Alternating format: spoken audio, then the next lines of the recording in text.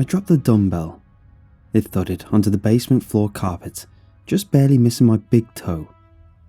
My heart launched into my throat before a sigh of relief puffed from my mouth. My toe throbbed in a phantom pain of what could have been. I slowly turned my attention back to what had made me drop the weight in the first place. I had been in the middle of a bicep curl when I saw a strange bump in my forearm. This alone didn't bother me. I absently planned to investigate it when I finished the set. I assumed one of my arm veins was just oddly jutting out from the muscle pump. Then, the lump had skidded up my arm under the skin, and I jolted so hard the free weight had fallen from my hand. I stared at my arm, the tiny lump no bigger than a tiny pebble, now sitting much closer to my wrist than before. I was confused to say the least. I became aware of the heavy bass still pumping in my ears and yanked the buds out, eyes never leaving the lump. My mind cycled through explanations one by one, trying to come up with an answer for what I'd just seen. Of course, the first thing that came to mind was ridiculous, a mental recap of the scene in The Mummy. The guy had scarab beetles crawling under his skin, eating him alive. Lovely image to start, but I quickly shoved that away in favour of something more reasonable. The thing was tiny, not really oval or large enough to compare to a grain of rice, but large enough it stood out against the vein. I didn't feel its presence in my arm, and it made me queasy just thinking about pressing down on it. A strong sense told me not to. Maybe it was a blood clot. If it was it dangerous? My brain jumped to strokes and heart attacks, and I quickly grabbed my phone and took the stairs 2 at a time up to the main floor.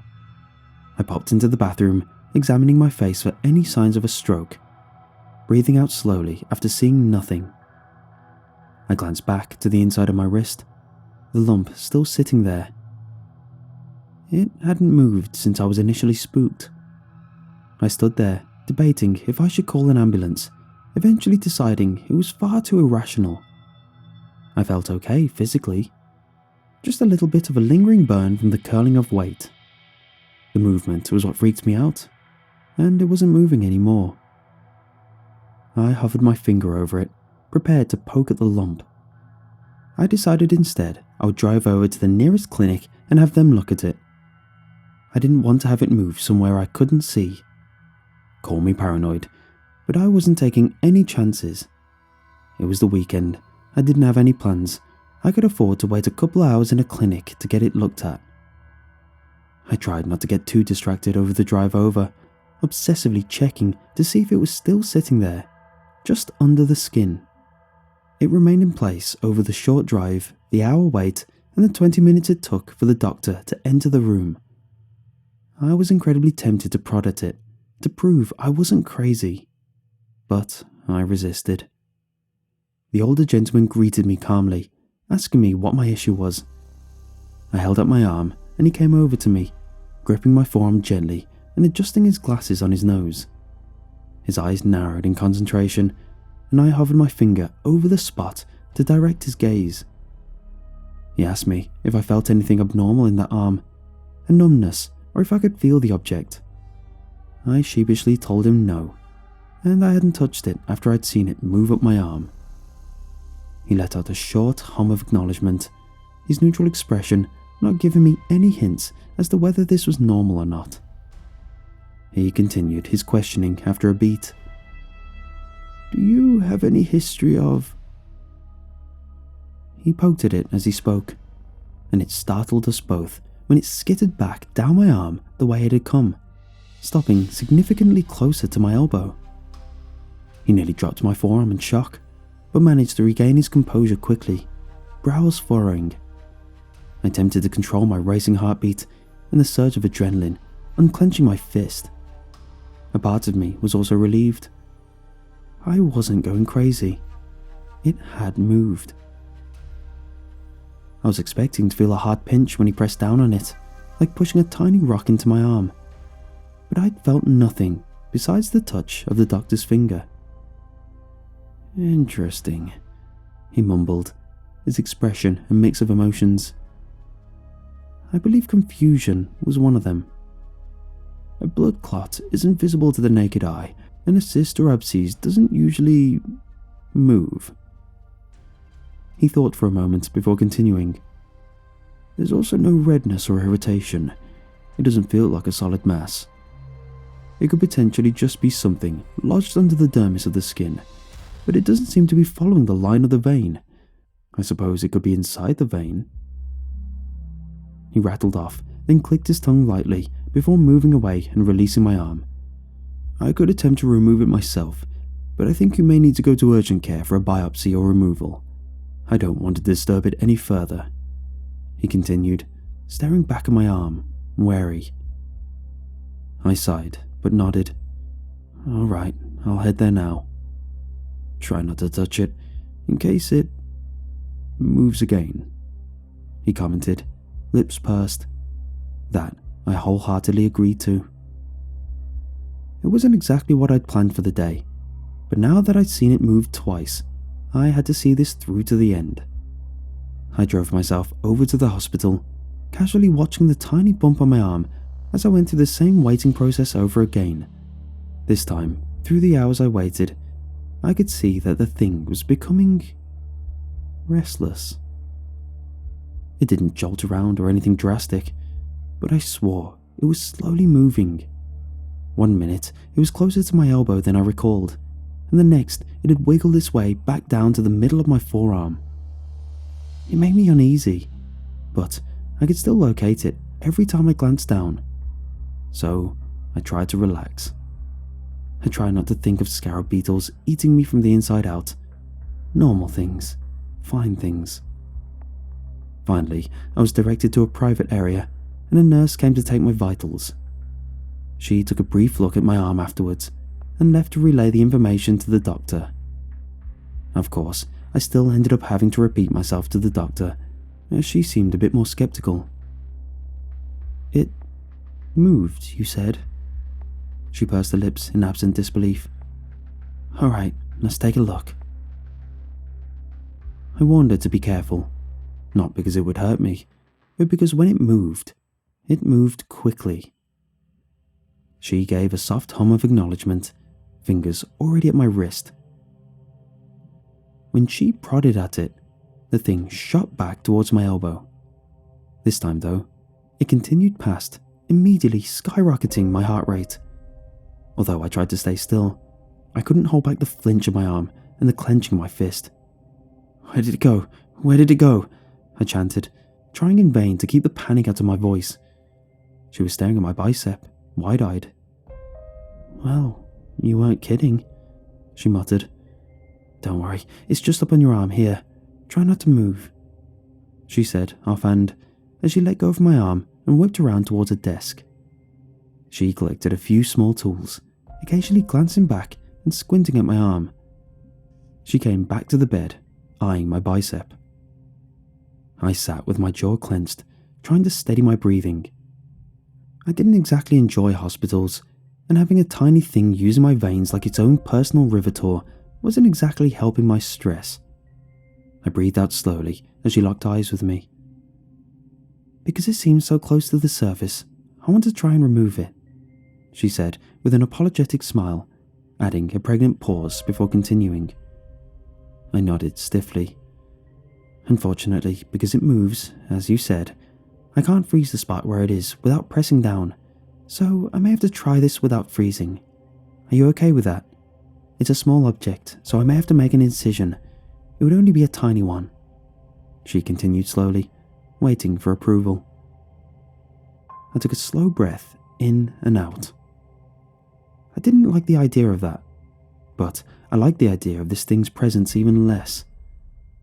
All right, just get it out, I groaned. She nodded empathetically.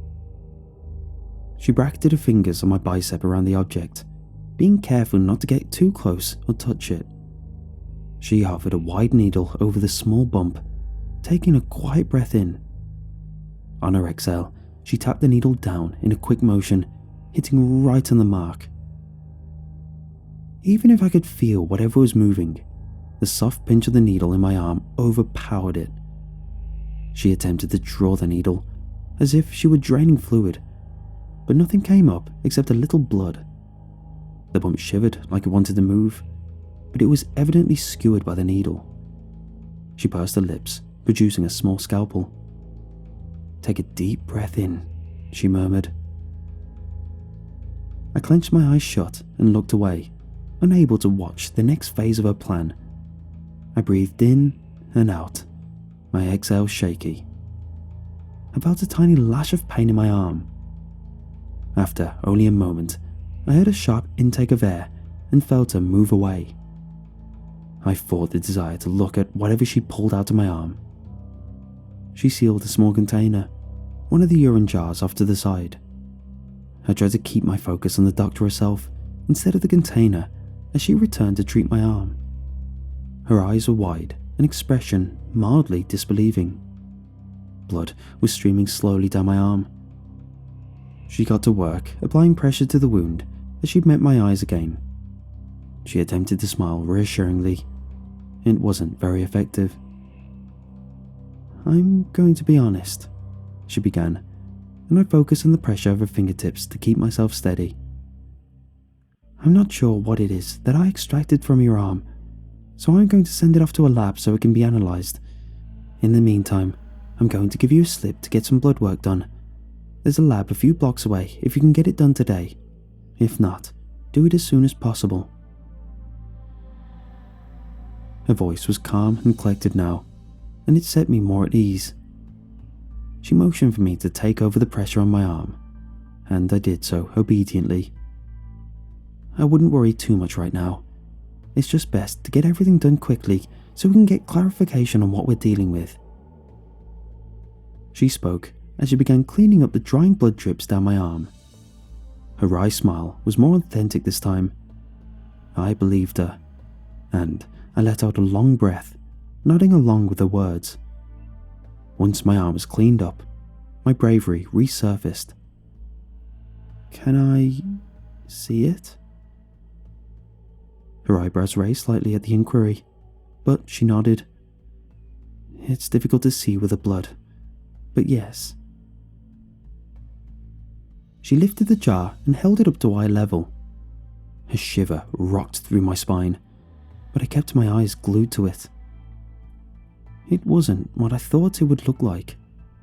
My mind drifting to colourful, flesh-eating insects again, but it wasn't pleasant either. It was certainly bloody, but there was a clear shape, like a tiny larva or maggot. I swallowed heavily, forcing myself to look away. I sucked in a breath and nodded and thanked her for her help. I left the building to get my blood work done immediately. I was still wound up tight from the experience, but I let myself have one minor victory. It was gone. No more bump. Unless there are more. I immediately tried to shake that notion from my head, but it had already superglued itself to the forefront of my thoughts. I grit my teeth and tried to ignore it as I pulled into the parking lot of the lab. Having my blood taken was another tedious affair, but I got it done. Almost 6 hours later, the ordeal ripping half my day away from me, I arrived back home. The first thing I did was strip naked and examine myself through a full-length mirror.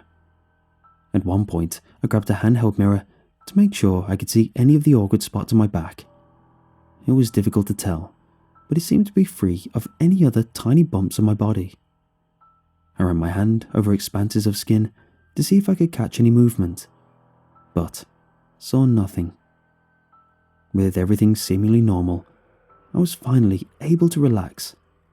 I bought myself a stiff drink and settled in on the couch for the night. I must have exhausted myself from the stress of the day, as I barely remembered falling asleep in front of the TV. I woke up, disoriented, starving, and I had to pee like nobody's business. It was still dark, and the digital clock near the TV read 5 a.m. I scrubbed at my eyes and got up, walking over to the bathroom. As I was washing my hands, I looked down at my forearm, a habit formed only yesterday. There were 4 more lumps today. I yelped and slammed the tap off. As I stared, the water dripped from my hands under the sink. Two of the lumps slid their way to new positions. My skin crawled in disgust, quite literally. My mind dredged up the image of what lay beneath, surfacing their way through my veins. I tried to think, my brain no longer foggy from sleep, but skewed with the shots of adrenaline currently pumping through my body. What day was it? It was 5 a.m, but I still needed to call into work before I drove myself to the ER. I hunted for my phone, finding it on the kitchen counter. I frowned. I had 10 missed calls and 3 voicemails. A number of them were from the hospital or the lab. The rest were from work or co-workers checking up on me. They said they hadn't seen or heard from me all day. I furrowed my brow, confused. I reread the timestamps on their messages and calls. Tuesday. Wasn't today Tuesday? It was only 5 a.m. I planned to call in today, knowing I'd have to take myself to the ER, but not until later on. But that meant today would be. I closed the app, glancing at the clock and calendar on my phone background. It was indeed 5 a.m. But it was Wednesday. I went to the clinic on Monday. I'd slept for well over 24 hours. A full day gone. The shock had me staring at my phone and flipping back and forth through the messages for a few minutes as I tried to wrap my head around it. How had I slept through an entire day like a rock? I listened to the voicemails, but set my phone down for a moment after I felt a small pinch on the back of my neck. A short "ow" escaped me out of reflex, and I instinctively reached back to feel what had caused it. A hard lump the size of a dime sat under the skin of my neck, and when I touched it, it skittered down the back of my spine, away from my hand. I recalled harshly, a strange mess of noises leaving my mouth as I gripped the counter, white-knuckled. I hung up my voicemail and dialed 911 immediately. I unlocked the front door and took my phone to the bathroom with me, trying to keep my voice steady on the phone. 911, what's your emergency? I recited my address and told them to send the paramedics. I set the phone on the bathroom counter as I slowly removed my shirt, staring at myself in the mirror and ignoring the muffled words of the operator on the phone. I slid myself down to the floor as I felt myself grow faint. I blacked out as I watched the dime-sized bumps skitter their way up and down my arms. I awoke in the hospital days later. I'm still allowed to use my phone, but I don't know if I'll be able to for much longer. I'm writing this down now while I'm still lucid. They say they're transferring me to a different wing of the hospital, but I saw the nurse talking to a pair of men in the cleanest black suits I've ever seen. I haven't seen my own skin in days, besides the tips of my fingers. Or at least, I think it's been days. Time has been slipping away from me. My fingers feel bruised and purple, along with the rest of my body. I'm dazed and confused, but I think they want me to be. No matter how many questions I ask the nurses, their answers are always vague and unhelpful. I'm too tired to argue with them for very long, and I think they have me on some heavy painkillers that keep me subdued. It must be something strong, and hopefully hallucinogenic, because even though my whole body is littered with bandages, I swear I keep seeing things moving underneath them.